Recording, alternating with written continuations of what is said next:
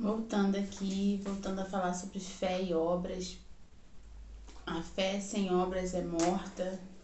Não podemos só ter obras e só ter fé. Temos que estar com os dois.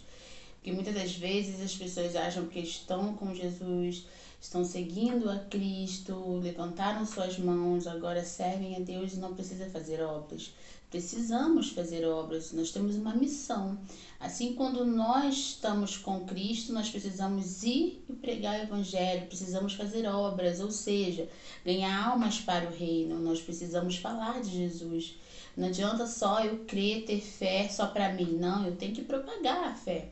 Eu tenho que falar para outras pessoas, eu tenho que contar o testemunho da minha vida, os milagres que Deus fez, aonde quer que eu vá. Isso é uma forma de fazer a obra. Outra forma de fazer a obra é estar contribuindo na casa do Senhor, estar fazendo meus votos, as minhas ofertas, estar contribuindo com uma limpeza, contribuindo com algo para a cantina, não sei, contribuindo com algo que o Senhor, né, vai te conduzir, o Espírito Santo vai falar com você o que a casa do Senhor está precisando. Ou que alguém da casa do Senhor, igual tivemos aquela série de mensagens, se você se importa, né? Às vezes o irmão que senta do seu lado está precisando de algo, isso é obra também. Às vezes você entra dentro do ônibus, tem alguém que senta do seu lado, é uma obra você falar de Jesus, contar os milagres que Jesus já fez na sua vida, contar como está sendo a sua nova trajetória com Cristo. Isso é obras. Mas não podemos só fazer obras, precisamos ter fé. Mas também não podemos só ter fé, precisamos nos mover e contribuir para que o reino de Deus se expanda.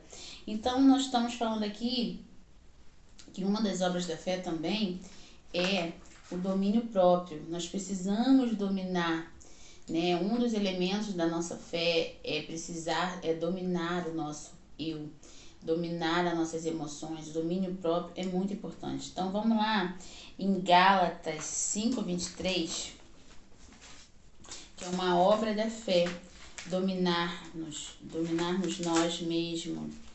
Então, Gálatas 5:23.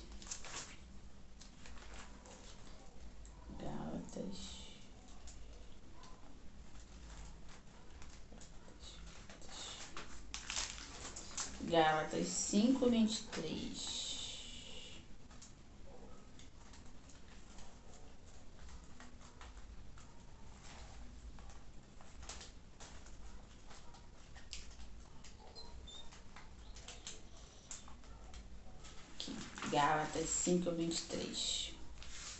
Vamos lá. Que diz assim: mansidão, domínio próprio, contra essas coisas não há lei.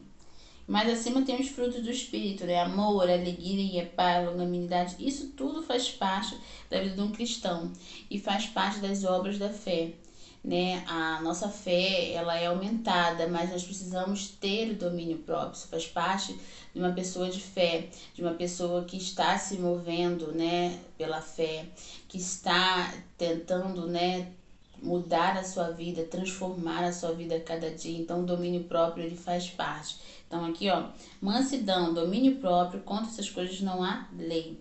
Então isso mostra que o cristão, ele precisa dominar-se, né? Precisa dominar essas emoções, porque isso é uma obra da fé. A fé, ela faz com que você domine suas emoções. Então é muito importante nós termos esse cuidado. Outra obra da fé também é o arrependimento, né? Quando nós estamos com a fé alimentada, nós sempre estamos nos arrependendo. Quando estamos ali no momento com o Pai, nós nos arrependemos, né, dos nossos atos. Nós estamos sempre vendo que o Senhor é bom com nossas vidas a cada dia. Nós estamos reconhecendo o Pai, reconhecendo que Ele, né, é misericordioso conosco, independente de nossas falhas, de nossos erros, Ele tem sido misericordioso. Então isso é muito importante. O cristão, né, ele está se arrependendo, ele está mudando de direção a cada dia. Por exemplo, a cada dia você vai mudar algo que você ontem não conseguia fazer diferente, mas hoje você já está conseguindo, já está tendo um progresso, está mudando de direção. Arrependimento é isso, é você mudar de direção. Aquela direção que você seguia não era legal, agora você está mudando a rota, né, em prol do reino, em prol de Cristo. Isso é fé. você está se submetendo, né, a ser transformado, você está deixando o Espírito trabalhar. Outrora você era mais rígido, não deixava o Espírito trabalhar na sua vida, agora você está permitindo que o Espírito trabalhe, que o Espírito te mude. E muitas vezes essa mudança é dolorosa, que eram coisas que nós gostávamos de fazer, eram coisas que gostávamos de falar, então o Espírito vem nos moldando. E aí nós vamos nos arrependendo a cada dia e reconhecendo que para que nós possamos crescer, nós precisamos nos abster de algumas coisas. Aí no próximo, né, o próximo tópico, obra do reino. A vontade de Deus deve estar em primeiro lugar. Lá em Mateus 6:33, vamos ler Mateus 6:33. Mateus 6:33. Buscai, pois, em primeiro lugar o seu reino e sua justiça, e todas as coisas vos serão acrescentadas. Isso aqui é fé, tá? Buscar primeiro o reino, né? O que é isso? Quando você abre mão, né, das suas coisas seculares para estar buscando o reino. Está fazendo seu devocional pela manhã, sua oração. Está tirando o seu tempo, um tempo para o reino, buscando o Senhor, né? Porque muitas das vezes as pessoas estão atarefadas, não tenho tempo para orar, não tenho tempo para buscar, não tenho tempo para ir para a casa do Senhor. Nunca tem tempo para Deus. E aqui a palavra diz que nós precisamos buscar o reino de Deus, que as outras coisas serão acrescentadas. Então, com certeza, se você tirar o seu tempo para se dedicar ao reino, se dedicar a Deus, com certeza coisas serão acrescentadas, até aquilo que você nem imaginava. Até aquilo que você nem estava pedindo em oração, o Senhor vai acrescentar na sua vida. Mas aqui não é só acrescentar financeiramente, não é só acrescentar materialmente, mas acrescentar emocionalmente, acrescentar em você como pessoa, como se relaciona, sua cura interior, sua cura do seu emocional. Então ele vai acrescentar coisas que você às vezes não tinha, acrescentar na sua fé. Então, muitas das vezes as pessoas pecam nessa parte, porque elas falam que não tem tempo, ou deixa o último tempo para Deus, a última gota do seu dia para Deus. Enquanto o Senhor fala que buscar primeiro o reino, colocar, né, o momento com Deus em primeiro lugar, que o Senhor vai acrescentar o restante. Isso é fé. E muitas das vezes as pessoas falam, não, eu não tenho tempo para ir para a igreja, eu não tenho tempo para orar, eu preciso trabalhar, eu preciso fazer dinheiro, como as pessoas falam, né? E aí elas acabam deixando o Senhor de lado, sendo que o Senhor poderia acrescentar muito mais na vida dela se ela tivesse um pouco mais de fé e um pouco mais de quê? De gratidão, um pouco mais de compromisso com o Pai. Então nós precisamos ter primeiro compromisso com o Pai, que o Senhor vai acrescentar. Tenha fé, que o Senhor vai acrescentar muito mais. E segundo ponto, né, terceiro no caso, a obra da fidelidade em tudo. Ser fiel ao Senhor no pouco. Ah, mas é tão pouco. Seja fiel ao Pai no pouco que você tem. Seja fiel ao Pai. Ah, eu não sei nada na Bíblia, não entendo. Mas seja fiel ao Pai, ler a palavra dele, vai, ore. Ah, eu não sei orar, ore do seu jeito. Vá para a casa do Senhor, seja fiel, né? Tenha fidelidade com o Pai. Tenha submissão à vontade do Pai. Vamos lá, Romanos 1:17.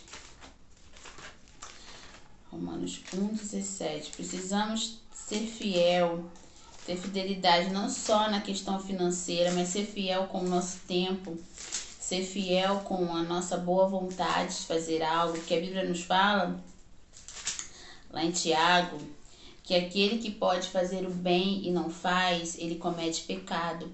Então, se nós podemos fazer algo para o reino ou para alguém e a gente não faz, é porque nós estamos em pecado. Se nós poderíamos ajudar, se nós poderíamos fazer, poderíamos estar ali naquele lugar, poderíamos estar naquele culto, poderíamos estar naquele momento de oração e nós não estamos, nós estamos em pecado. Porque se você pode fazer o bem e não faz, está em pecado. Então, seja fiel, não só na parte financeira que eu estou falando, que isso é muito importante, que isso é um princípio. Dizimar é um princípio que não pode ser quebrado. E não só na parte financeira, mas na parte sua com o Senhor. Na sua parte, seja fiel no seu momento de oração com Deus, no seu tempo com Deus. Seja fiel, porque Ele sabe de tudo. Ele sabe que você teve tempo de ler a palavra. Ele sabe que você teve tempo de meditar nas referências e você não meditou. Ele sabe que você teve a oportunidade de estar lá no culto e você não foi. Então ele sabe de tudo isso, ele não tem como você enganá-lo. Então, seja fiel para que as coisas possam ser acrescentadas na sua vida. Então vamos lá, 1,17, Romanos 1,17. Visto que a justiça de Deus se revela no evangelho de fé em fé, como está escrito, o justo viverá pela fé. Então quem são os justos? Somos nós. Que a Bíblia fala que nós vamos viver o quê? Pela fé. Então, se nós estamos agindo pelas nossas próprias mãos, é que nós não somos justos. Nós não estamos ainda totalmente conectados. Porque a Bíblia fala que o justo viverá pela fé. O justo, ele não fica preocupado, atormentado com o dia de amanhã. Claro que nós sabemos os nossos afazeres, mas ele não vai ficar atormentado, atribulado. Ele sabe que o Senhor vai dar uma resposta, sabe que o Senhor vai dar uma solução. Às vezes ele não vai mudar aquela pessoa, mas vai nos mudar a forma de reagir com aquilo. Então a Bíblia fala que nós vivemos de fé em fé, ou seja, não acaba nunca. Sempre a nossa fé vai ser o quê? Renovada. Sempre nós vamos passar por situações que vamos precisar usar a nossa fé. Porque aquilo que nós fazemos com meios naturais, nós fazemos. Nós vamos lá, resolvemos nossos meios naturais. Mas tem coisas que são meios espirituais, que só Deus pode fazer. Então a Bíblia fala que nós vamos ver o quê? De fé em fé. Sempre vamos ter que estar movendo a nossa fé. Sempre a gente vai ter que estar com atitude de fé. Sempre vamos ter que ter palavras de fé. Sempre vamos ter que estar com o olhar da fé. Para pessoas, situações, vamos ter que estar. Nós vamos ter que dar palavras de ânimo para outra pessoa que está com fé fraquinha. Para isso que nós estamos aprendendo hoje. Aí aqui tem Romanos 1,17 e 1,5. Por intermédio de quem viemos a receber a graça e apostolado por amor do seu nome, para a obediência por fé entre todos os gentios. Para a obediência por fé. Então isso é muito importante. Obediência está relacionada à fé. E a fé à obediência. Né? Não tem como você ter fé e não obedecer o seu Pai, né? O Senhor. Então você tem que, se você tem fé, se você crê nele, você vai obedecer os mandamentos. Vai obedecer o que ele fala, porque você crê nele. Então você vai obedecer toda a palavra, tudo que é ensinado. Então é muito importante que a gente seja submisso à palavra de Deus, seja submisso ao que é aprendido, né? E sejamos fiéis, né? Nós possamos viver de maneira fiel ao Pai, sendo submisso, tendo fé, podendo estar ajudando com as nossas obras e também crendo no Senhor. Então nós precisamos estar com as duas, as fé e as obras. E nós vamos aprender nas próximas aulas, a próxima aula sobre fé também, a gente vai estar falando muito sobre isso, mas eu quero já dar uma introdução, que é a palavra profética. Eu já falei um pouquinho antes, né, daquele centurião que o Senhor liberou a palavra e o servo dele foi curado. Então a palavra profética é muito importante. A palavra profética. Se você tiver fé, você é curado, né? Se você tiver fé, você alcança aquele algo que você está tanto esperando, mas você precisa aqui crer na palavra profética. Uma palavra, ela pode mudar um destino, né? Assim como uma palavra pode botar alguém lá no buraco, uma palavra pode levantar uma pessoa e pode mudar um destino. Então vamos lá em Provérbios 18, 21. Provérbios 18, 21.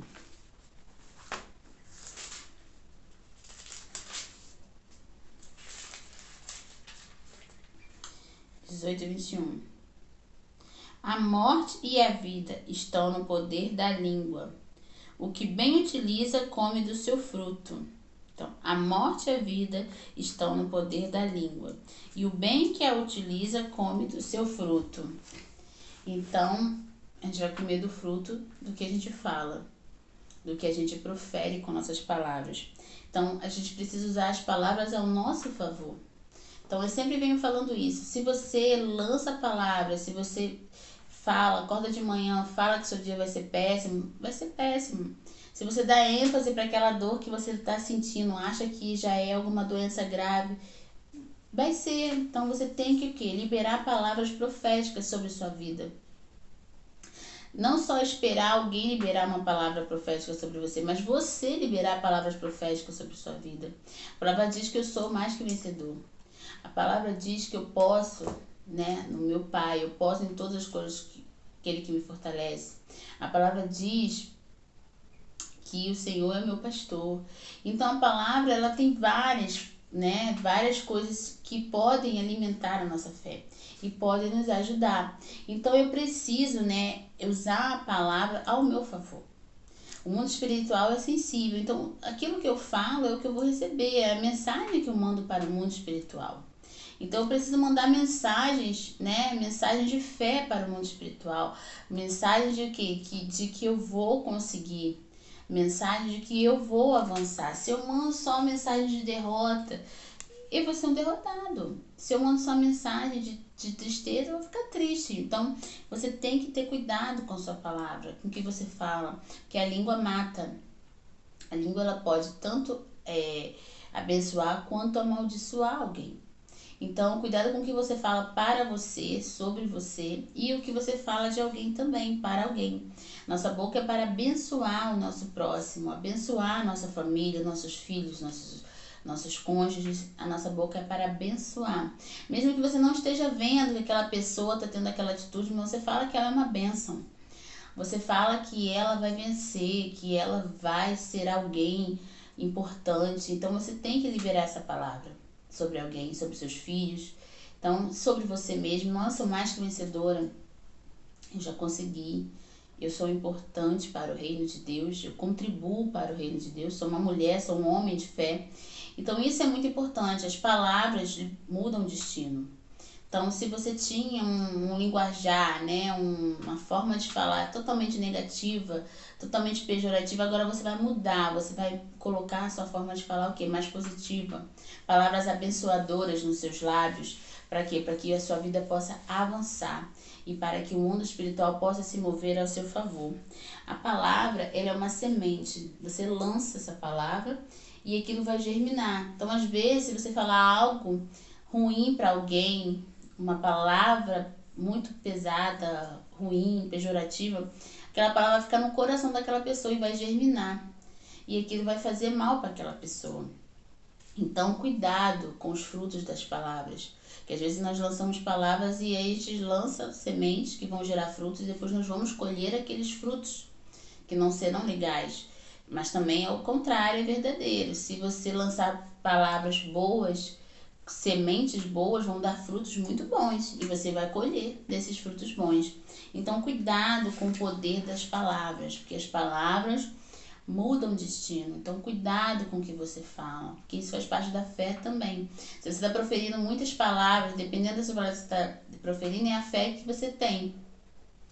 Então, você tem a fé naquilo que você profere. Então, se você profere só coisas ruins, é porque a sua fé está lá embaixo. E você está só proferindo coisas negativas e é aquilo que vai acontecer. Você está acreditando que aquilo vai dar errado, que aquilo vai ser ruim, então a sua fé está sendo naquilo ali, então vai ser aquilo ali.